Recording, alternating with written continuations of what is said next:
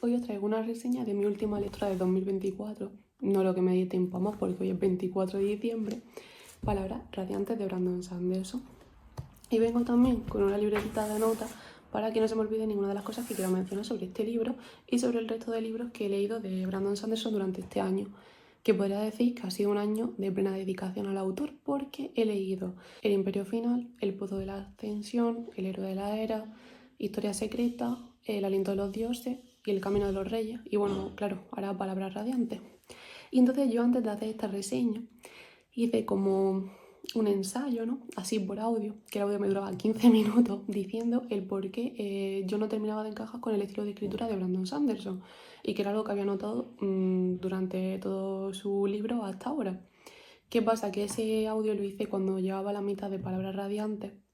que ya me estaba gustando un montón, pero es que ahora lo he acabado y siento que el audio se me ha ido a la mierda, porque todas las cosas que criticaba es como que ahora lo ha paliado este libro. Vale, aún así, pues quiero comentar un poco mis sensaciones genéricas respecto al autor y luego ya centrarme un poquito más en este libro. Vale, cuando empecé a leer Nacidos de la Bruma, mis amigos me regalaron El Imperio Final y yo lo dejé a la mitad porque se me hacía muy tedioso. Al final creo que todo el tema de la alomancia, como está expresado también las batallas y esas insinuaciones sobre pues una historia más trascendental, cuando no lo tienes todo bien hilado, se puede hacer un poco pesado. A mí me daba esa sensación, para otros pues no tiene por qué ser así. Al final, ¿qué pasó? Que dejé ese libro a la mitad y luego cuando volví a leerlo, es como que todo lo que me había costado mucho leer lo pasé súper rápido, porque al final ya conocía los poderes, conocía los personajes, sabía relacionar un poco,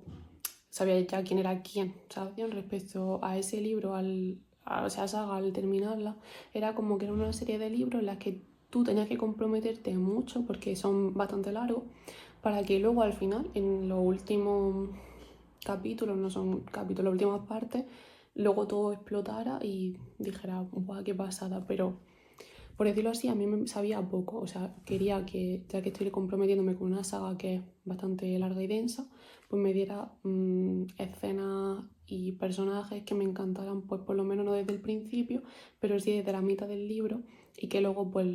el final fuese la guinda del pastel. Y yo no terminaba de tener esa sensación con los libros de Brandon. Después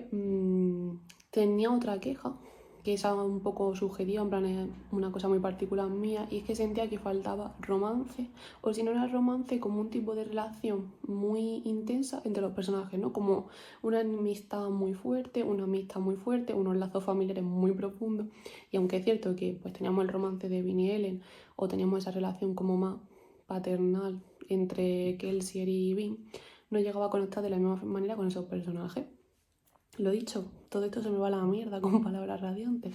Pero bueno, era un poco mi sensación general de que de que el Cosmere en sí, en los libros de Brandon, era como un compromiso muy a largo plazo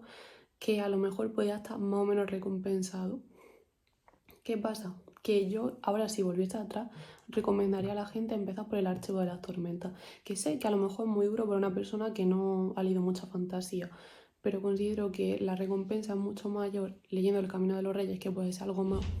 denso, más duro, y luego pasándote a Palabras Radiantes, que es un ritmo súper ligero, súper dinámico, con un montón de interacción entre los personajes, de diálogo que es muy ameno,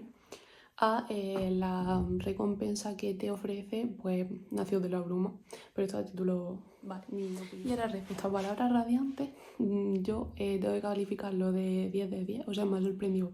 un montón, porque ya no es solo que esté agradecida de que los personajes y la historia se esté construyendo poco a poco. A ver, es que también tengo que hacer un inciso. Creo que no es lo mismo que tú vayas creciendo con estas historias que se van desarrollando poco a poco, a que como yo te las leas del tirón en un año, básicamente, este conjunto que he mencionado, donde creo pues que va a perder un poco esa esencia de crecer con los personajes, de ir conociendo poco a poco su historia, de procesarlas mucho más lentamente y tenerlas así un poco en la cabeza durante más tiempo. Entonces, pues esas cosas también se notan. Pero bueno, lo que iba diciendo, que con Palabras Radiantes creo que suple pues esas carencias que yo sentía, porque al final tenemos las bases construidas sobre el universo, tenemos las bases construidas sobre los personajes y eso nos permite pues profundizar mucho más en ellos, que ya de por sí son carismáticos y también construidos, pero comprender mucho mejor sus pensamientos y al verlos relacionados entre sí creo que es un punto súper disfrutable para el lector y que lo hace mucho más ameno. Palabras radiantes me ha dado momentos épicos, yo creo que desde el principio, porque si a lo mejor no te resulta épico el cómo Salan se queda sola y la muerte de Hasna, desde luego tienes que verlo como una cosa que despierta intriga, en el que está el personaje en una situación súper distinta y no sabes por dónde van a salir las cosas y que luego también Salan se va creciendo, ¿no? Al final al estar sola. Luego, por otro lado, también tenemos a Kaladin y a los miembros del Puente 4 en un rol totalmente distinto y Dalinar está con unas visiones que ya te marcan como una fecha en el que sientes que no sabes en qué parte del libro, pero en algún momento todo va a romper y va a ser o una batalla épica o una catástrofe y al final cumple, o sea, no te está creando como unas expectativas para que luego se quede en nada. Creo que todo lo que promete o avanza el libro al final se cumple y te rompe un poco la cabeza. Adquiere muchísimo protagonismo. Para mí es mi personaje favorito, me parece que está súper bien hecho, que es un personaje muy enigmático, que genera mucho suspense, que te dan ganas siempre saber más de su historia y que adquiere roles muy distintos, o sea, bien siendo Velo, bien siendo ella misma, bien cómo se comporta con unos determinados personajes y cómo es con otros. Su express mismo me llama muchísimo la atención, o sea, Patrón me parece el express más interesante y creo que lo va a seguir siendo porque también creo que tiene muchísimo que ofrecer en sí. Y bueno, que si con todo eso no te llama tanto la atención el suspense que se puede estar generando, pues va a tener la epicidad de las batallas porque tiene el enfrentamiento de Seth, Dalinar, Kaladin y Adolin, que eso es una maravilla, aunque el enfrentamiento en el foso entre los participantes que tienen la armadura esquilada y que rodean a Adolin y cómo salta Kaladin, que ahí tenemos una de las frases más épicas del Conmere según lo que he estado viendo y merecida porque es un momentazo, pero es que luego la batalla menta enfrentándose entre Seth y Kaladin, cómo lanza a Dalinar y aparece el libro rescata después de haber recuperado a Sil, que habíamos estado sin ella pues bastantes capítulos y vale, podíamos intuir que iba a recuperar esos poderes perfectamente porque al final sabemos que es un protagonista, pero